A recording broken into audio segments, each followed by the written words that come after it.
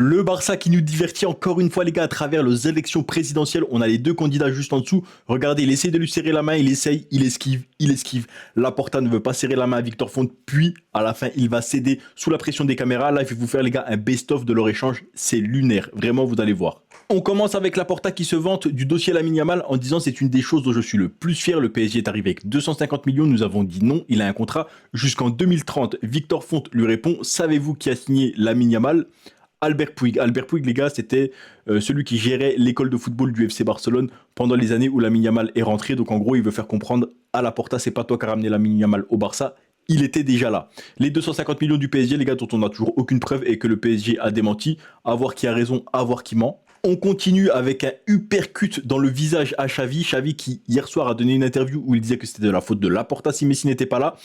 Eh ben, aujourd'hui, Laporta lui répond quand je vois ces déclarations, je pense à Hansi Flick. Je pense que Xavi soit blessé. Je comprends que Xavi soit blessé, car avec les mêmes joueurs dont Xavi disposait et avec lesquels il perdait, eh ben Hansi Flick gagne. Les gars, vraiment, ça c'est un uppercut dans le visage, hein. Mais on continue, c'est pas fini, parce que regardez, vous avez passé tout le mandat à dire que vous aviez redressé l'économie, mais vous n'arrivez même pas à inscrire des joueurs. Voilà ce que Victor Font a dit à Laporta.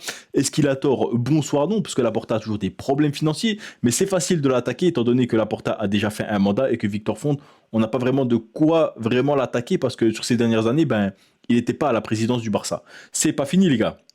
Victor Font continue en disant il y a beaucoup de supporters culés qui sont attristés par la façon dont le club traite ses légendes et je ne parle pas seulement de Xavi.